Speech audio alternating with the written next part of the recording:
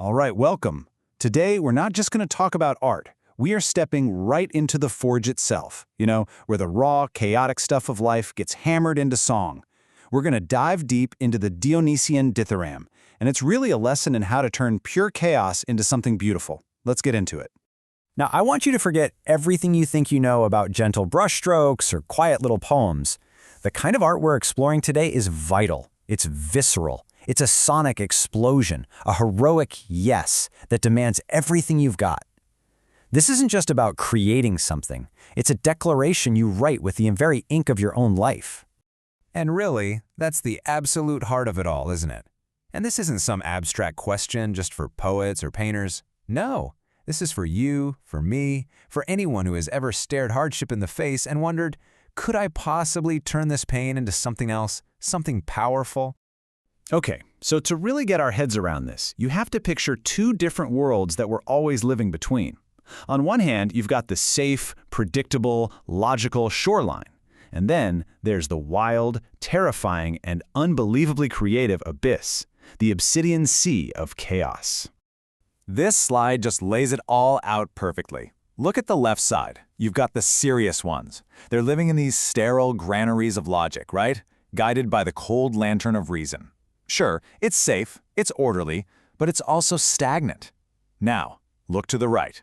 This is where the dithyrambic singer lives, the one who dares to embrace divine madness and actually sails that obsidian sea of creative chaos. So the big question is, how do you cross that sea without getting completely swallowed up? Well, that's where the Dithyramb comes in, and it's so much more than just a song. Think of it as a bridge, literally built out of sound. It's the vessel that lets an artist venture into that primal chaos, harness its incredible power, and just shatter the tiny little cage of the ego. And this is where the real magic happens. The artist we're talking about learns this incredibly radical lesson. You have to stop running away from suffering. You have to start seeing it as raw material. The pain, the heartache, those jagged rocks, they are not in your way. They are the way. So the whole game changes with this one shift in perspective. The singer doesn't try to sidestep the painful parts of life. No way. They actively go out and gather them up because they recognize that those are the most potent, the most sacred and necessary ingredients for a song that actually has some real soul, some real power. And just look at what those ingredients are. This isn't art that's made from comfort and safety. It is forged from the terrifying savagery of being alive, from facing down fate's hidden revenge, from transforming the venom of the tarantula, all that bitterness and resentment. It's built from the raw, red energy of life itself, in all of its messy, beautiful glory. Okay, I know what you're probably thinking. This all sounds unbelievably intense, doesn't it? Which brings us to a really important question. How does an artist look straight into that abyss and deal with all that raw power without being completely destroyed by it? And the answer is just genius. It's called the Apollonian mask. What is it? It's the art itself. It's the form, the structure, the rhythm, the melody. See, those things aren't limitations. They're actually a protective container. They're the mask that lets the artist handle the shattering insights from the chaos and turn them into a bearable spectacle, into something we can actually look at, something meaningful. So let's just break that down into 3 simple steps. First, you have to have the courage to confront the abyss. You've got to look life's savagery right in the eye. Second, you put on the mask. You use the structure of your art to shape that chaos. And third, you sing. You turn all that poison into a stimulant for vitality. You say yes to all of it. This entire process, this whole philosophy of creating in the face of chaos, well, it has a name. It's the engine that drives this entire artistic act. It's amor fati. Amor fati. It literally means love of one's fate. And for an artist, this is a total game changer.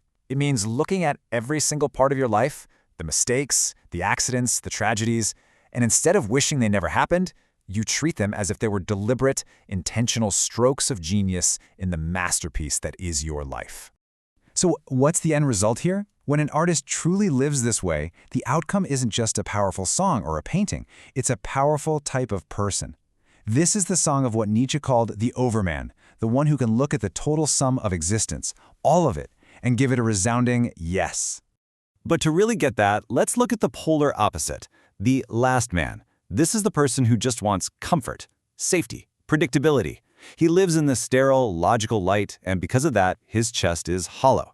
He's completely deaf to the deep, tragic, beautiful music of life. He can't hear the dithyrambical. But the overman, our dithyrambic singer, does the complete opposite.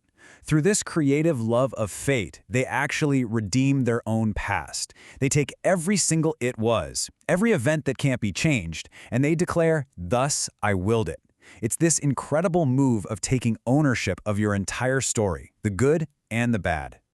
And this brings us to the core revelation, the big aha moment of this whole philosophy. The meaning of life isn't going to be found in some logical equation or moral rulebook.